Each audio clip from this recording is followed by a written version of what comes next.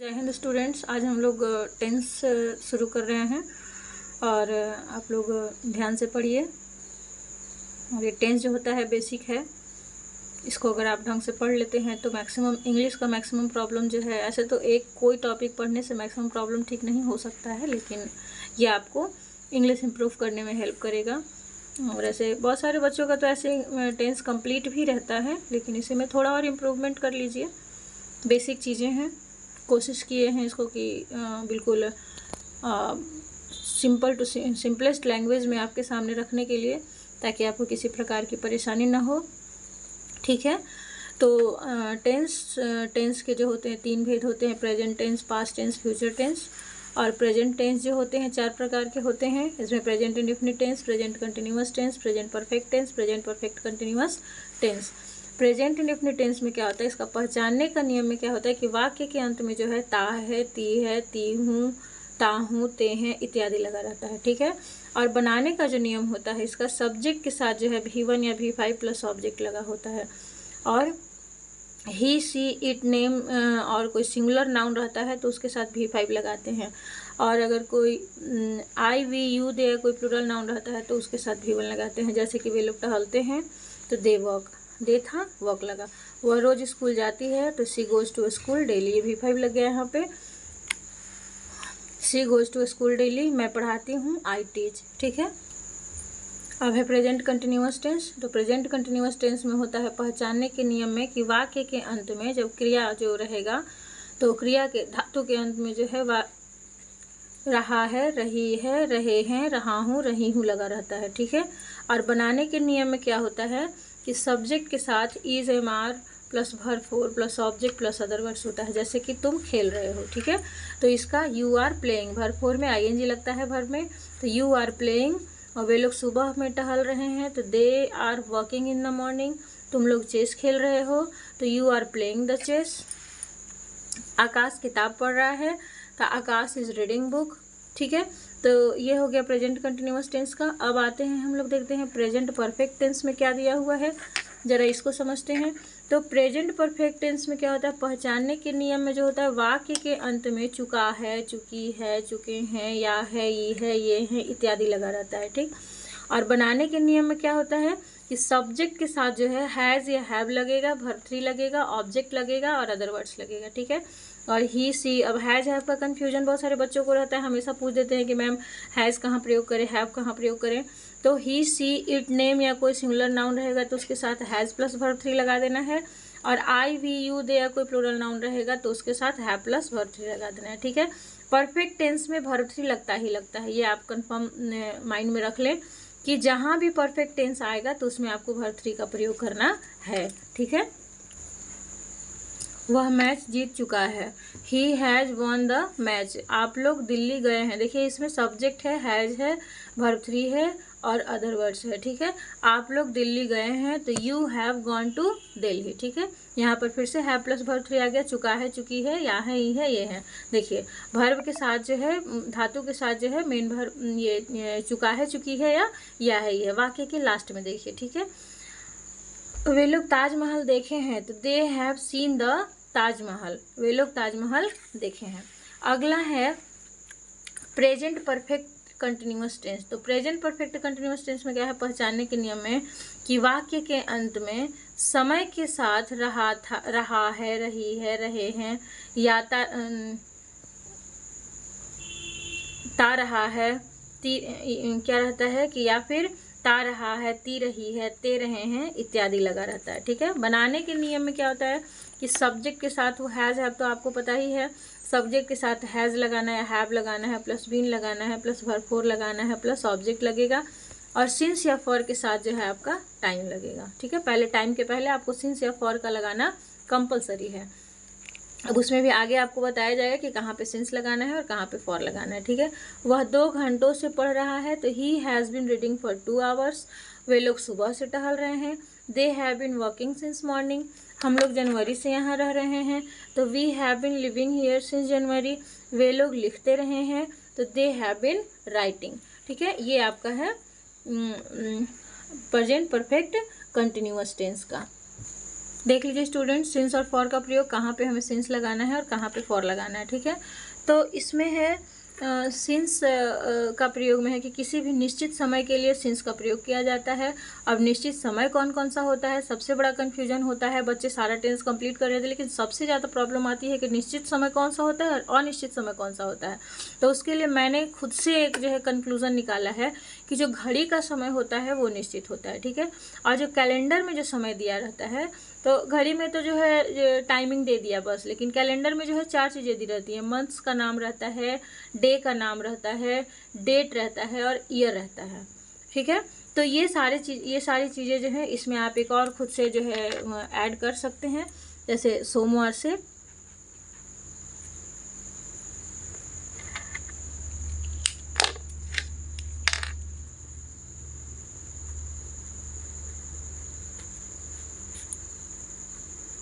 यहाँ आपने ऐड कर दिया, ठीक है।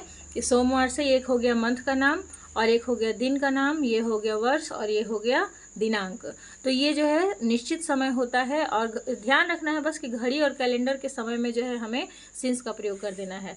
और बाकी जो अदर वर्ड्स होते हैं जिसमें सिंस का प्रयोग किया जाता है वो है morning, evening, childhood, yesterday, last day, और लास्ट के साथ कुछ भी आ जाएगा, मंथ, ईयर, डे, कुछ भी रहेगा तो उसके साथ आपको सिंस लगा देना है। आपको इस तरह से देखिए इधर इस तरह से बना करके लिखा हुआ है कि सिंस यहाँ इतने सारे जो चीज़ें होती हैं उसमें सिंस का प्रयोग किया जाता है। अब आ जाता है फॉर का प्रयोग। तो फॉर के प्रयोग में किसी भी अनिश्चित समय के लिए फॉर का प्रयोग किया जाता है, जैसे 2 घंटों से तो फॉर 2 आवर्स, 4 दिनों से तो फॉर 4 डेज, 6 माह से तो 6 मंथ्स, मतलब जो उंगली पे काउंट करते हैं जिसका कोई पता नहीं होता है, ये पीरियड ऑफ टाइम। आप इसको एक तरह से और समझ सकते हैं, पॉइंट ऑफ टाइम और पीरियड ऑफ टाइम।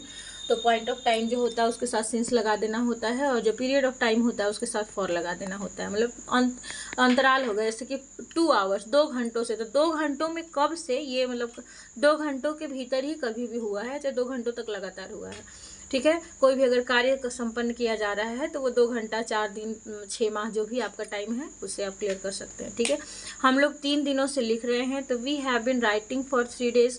वे लोग 10 बजे से किताब पढ़ रहे हैं, तो they have been reading since 10 o'clock, ठीक है। अब आती है बारी नेक्स्ट टेंस की। तो नेक्स्ट टेंस में है पास्ट टेंस। पास्ट टेंस इसको भूतकाल कहते हैं। वैसे वाक्य जो, वैसे कार्य जो बीत चुके हैं उसका हमें जो है ट्रांसलेशन बनाना हुआ, हिस्ट्री की घटनाओं का एक्सप्लेन करना हुआ, आप जो भी घटनाएं आपके पास्ट में घटी हुई हैं उसका एक्सप्लेन करना हुआ, तो उसके लिए जो है आपको पास्ट टेंस का प्रयोग करना होता है। और कैसे प्रयोग करेंगे यहाँ पे हम लोग देखेंगे कि देखिए पास्ट टेंस के भी 4 प्रकार होते हैं, past indefinite tense, past continuous, past perfect and past perfect continuous, ठीक है। अब पास्ट इंडेफिनिट टेंस में क्या होता है, पहचानने के नियम है कि वाक्य के अंत में जो है चुका, चुकी, चुके, या, ई, ये, आ, ई, ये इत्यादि लगा रहता है। आप बच्चे कुछ जो है कंफ्यूज होते हैं कि सिर्फ चुका, चुकी, चुके ही रहेगा, लेकिन चुका, चुकी, चुके वाला वाक्य हम लोग ज़्यादा अपने डेली लाइफ में नहीं बोलते हैं। ज़्यादा हम लोग या, ई, ये, आ, ई, ये वाला वाक्य बोलते हैं, जैसे कि वह घर गया, तुम मार्केट गए, वह स्कूल आया, एक्सेट्रा एक्सेट्रा, बहुत सारे वर्ड सेंटेंस हैं जिसका आप प्रयोग करते हैं। तो साथ में ये सभी ध्यान रखना है कि इस तरह के भी अगर वाक्य आ गया, फिर अगर आप घटना से समझना चाहते हैं तो थोड़ी देर पहले जो घटना कंप्लीट हो चुकी है उसके लिए थोड़े दिन या थोड़े दिन पहले, तो उसके लिए आपको जो है पास्ट इंडेफिनिट का प्रयोग करना चाहिए। बनाने के नियम में है कि subject plus V2 plus object, जैसे वे लोग घर गए तो दे वेंट टू हाउस, आप लोग स्कूल आए तो यू कम टू स्कूल, हम लोग खाना खा चुके तो वी एट फूड, वे लोग पानी पिए तो दे ड्रैंक वाटर। यही सब जो है वर्ब 2 है। वर्ब 2 का प्रयोग इसमें होता है पास्ट इंडेफिनिट में। पास्ट इंडेफिनिट आया तो वर्ब 2 लगेगा, वर्ब 2 आया है तो पास्ट इंडेफिनिट होगा। आपको हिंदी, ये जो बनाने का नियम जो दिया रहता है, तो अगर आपको हिंदी से इंग्लिश सेंटेंस में ट्रांसलेट करना है तो आप हिंदी का नियम समझेंगे, इंग्लिश समझेंगे, और अगर इंग्लिश से हिंदी में करना है तो इसको मेन वर्ब को देखेंगे कि ये मेन वर्ब किस टेंस में है। अगर आपको वर्ब 2 मिल गया तो समझ जाइए कि ये है क्या है, पास्ट इंडेफिनिट टेंस का वाक्य है, समझ गए। अब अगला टेंस है पास्ट कंटिन्यूअस टेंस। तो पास्ट कंटिन्यूअस में जो होता है पहचानने के नियम में होता है वाक्य के अंत में, वाक्य कौन सा, हिंदी वाक्य, ठीक है। तो वाक्य के अंत में रहा था, रही थी, रहे थे इत्यादि लगा रहता है। बनाने के नियम में आता है कि सब्जेक्ट के साथ वाज या वेयर लगा रहेगा, वर्ब 4 लगा रहेगा, साथ में ऑब्जेक्ट लगा रहेगा, ठीक है। तुम टीवी देख रहे थे, तो यू वेयर वॉचिंग टीवी, ठीक है। हम लोग रोज स्कूल जा रहे थे, तो we were going to school daily. वह बात कर रहा था, तो ही वॉज टॉकिंग, ठीक है। अब है पास्ट परफेक्ट टेंस। तो पास्ट परफेक्ट टेंस में पहचानने के नियम में क्या आता है कि वाक्य के अंत में चुका था, चुकी थी, चुके थे, या था, ये थी, ये थे इत्यादि लगा रहता है, ठीक है। बनाने के नियम में क्या होता है कि सब्जेक्ट के साथ had plus verb 3 plus object plus other words लगा रहता है। जैसे कि वे लोग बाजार जा चुके थे, they had gone to market, वह एक किताब खरीद चुका था, he had bought a book. अब है कि डबल वर्ब वाले सेंटेंसेज आएंगे तो उसको कैसे बनाना है, ठीक है। ये सेम जो होता है पास्ट परफेक्ट टेंस जो होता है सेम प्रेजेंट परफेक्ट टेंस पे डिपेंड होता है। अगर प्रेजेंट परफेक्ट टेंस अगर आपका कंप्लीट है तो पास्ट परफेक्ट टेंस भी आपका कंप्लीट रहेगा। बस डिफरेंट क्या होता है कि प्रेजेंट परफेक्ट टेंस में हैव हैज का प्रयोग करना होता है और यहाँ पर हैड का प्रयोग करना होता है, ठीक है। बस यही इतना डिफरेंट है। और डबल वर्ब वाले सेंटेंस जैसे होता है ना कि कोई दो कार्य एक साथ किया गया, तो यहाँ पे एक वाक्य रहेगा और फिर जो है के पहले लगा रहेगा, फिर दूसरा वाक्य रहेगा। तो हम लोग वाक्य की पोजीशन को बदल देते हैं इंग्लिश में। मतलब जो फर्स्ट वाला जो सेंटेंस होता है उसको लास्ट में ले जाते हैं, लास्ट वाले को स्टार्टिंग में लाते हैं। तो ये वाक्य का पोजीशन चेंजिंग का आप जो है ये टर्म समझ रहे हैं, देख रहे होंगे अपने स्क्रीन पे। तो सब्जेक्ट प्लस हैड क्या करना है कि जो लास्ट वाला जो वाक्य है उसको स्टार्टिंग में बनाना है और उसको बनाएंगे प्रेजेंट परफेक्ट टेंस में, और जो शुरू वाला सेंटेंस जो लास्ट में गया है उसको बनाएंगे पास्ट इंडेफिनिट में, ठीक है। तो देख लीजिए ये वाला सेंटेंस जो है यहाँ आया subject plus had plus verb 3 के फॉर्म में, और ये के पहले का बिफोर हमने लिख दिया, और ये जो शुरू वाला वाक्य है वो यहाँ आ गया सब्जेक्ट प्लस V2। जैसे देखेंगे डॉक्टर के आने के पहले रोगी मर चुका था, इसमें एक डॉक्टर का आना और एक रोगी का मरना, इसमें दो कार्य संपन्न हो रहे हैं, ठीक है। एक डॉक्टर आ रहा है, आया, और दूसरा रोगी मरा। लेकिन अब इसमें क्या है कि जो घटना पहले हुई उसको हम लोग पास्ट परफेक्ट टेंस में बना देंगे, और जो घटना बाद में हुई उसको पास्ट इंडेफिनिट में बनाएंगे। जैसे रोगी मर चुका था, पहले क्या कौन काम हुआ, डॉक्टर आया कि रोगी मरा, यहाँ पे रोगी मरा पहले।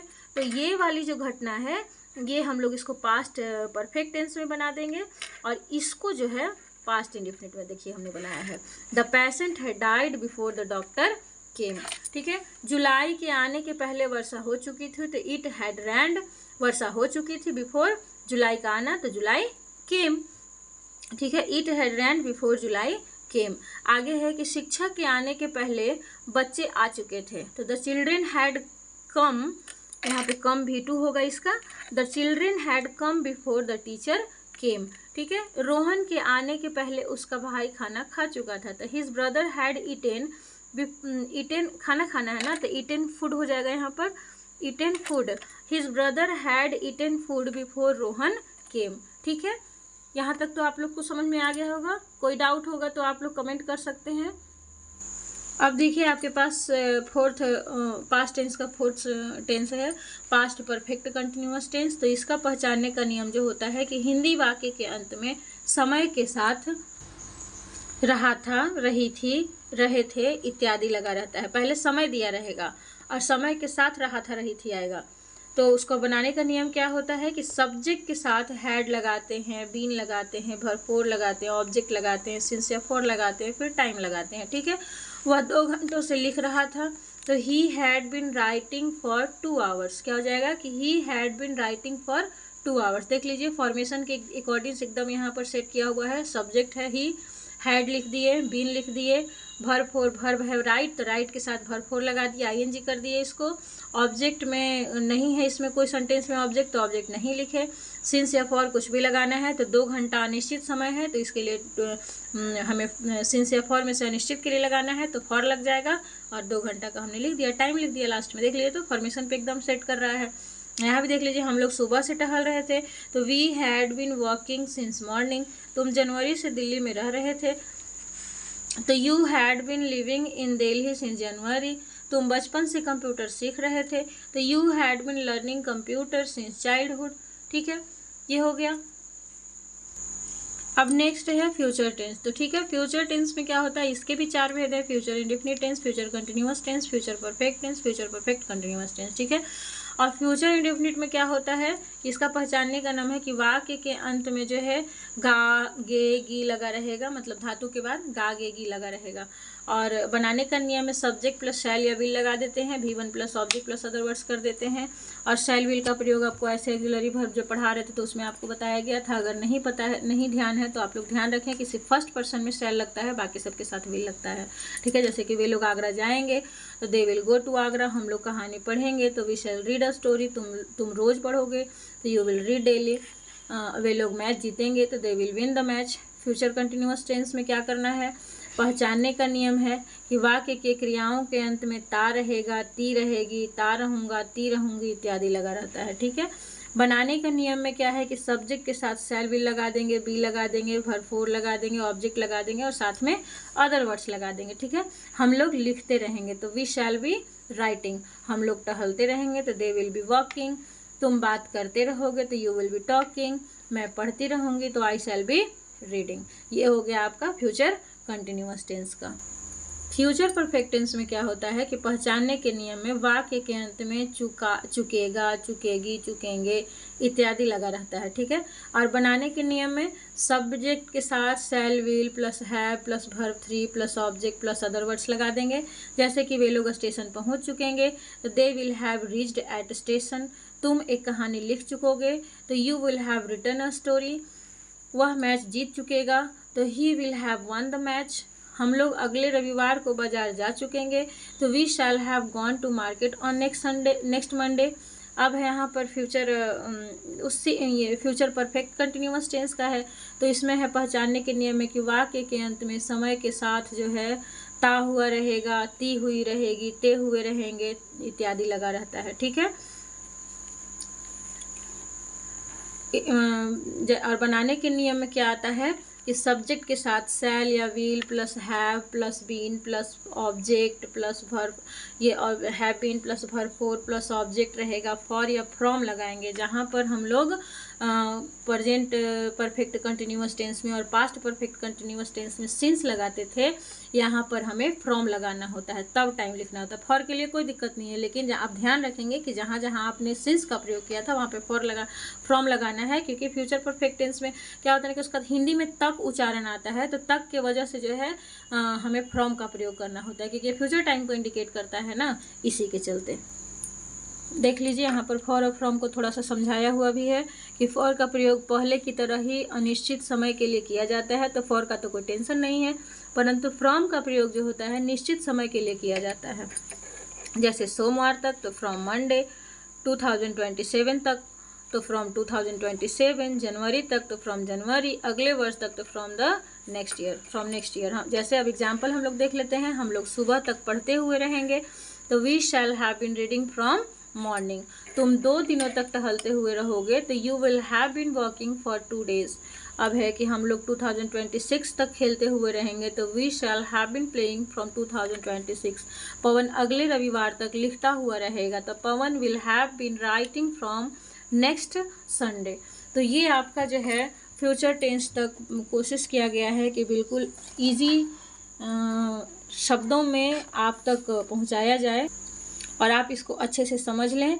और ये छोटे क्लास के बच्चों के लिए है, 4, 5, 6, 7, 8 के बच्चे देख सकते हैं, और वे बच्चे जिनका बेसिक इंग्लिश, बिहार बोर्ड के बच्चों का, हिंदी मीडियम के बच्चों का बेसिक थोड़ा सा इंग्लिश वीक होता है तो वो भी बच्चे देख सकते हैं। ये किसी के लिए भी है जिनको टेंस नहीं आता है, बड़े हो छोटे हों, आप एक कोशिश करेंगे एक नोट्स बना लेने के लिए, और ये कंप्लीट नोट्स है, आप ये भी कह सकते हैं कि टेंस का एक कंप्लीट नोट्स है। आप इसको लिख लीजिएगा और या तो फिर आप 3-4 बार 5 बार वीडियो देख लीजिएगा, उसके बाद जो है आपकी इंग्लिश थोड़ी तो इम्प्रूव हो ही जाएगी।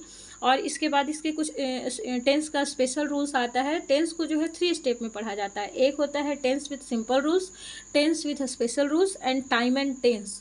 तो ये टेंस जो होते हैं 3 पार्ट में बटे हुए हैं, पढ़ने का तरीका। और एक और वीडियो आएगा जिसमें Hindi to English to Hindi रहेगा, ये हिंदी मीडियम के बच्चों के लिए है, और उस वीडियो में इंग्लिश मीडियम के बच्चों के लिए बनाया जाएगा, ताकि जो है किसी प्रकार का प्रॉब्लम ना हो। और if you start to learn carefully and try to understand carefully and seriously, English is the most important language and if you start to understand and read seriously, I make sure to you that you will start to speak within a 1 month. When you start to watch my video continuously, you can do better and better in your English language, and you can try to understand English language, and it is the most important things.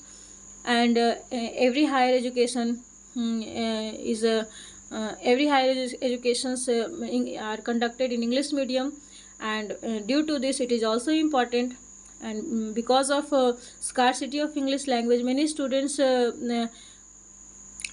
leave the higher education, and only simply they complete graduation, and this is a big mistake of his life. And its most important reason is only English and nothing else. So please try to watch my video continuously, and start to make many sentences related to every formations whatever I have given in the every videos, and try to understand, and try to practice, and try to speak, and try to consult with your friends, and try to talk to English with them. Okay then guys, thank you. Jai Hind.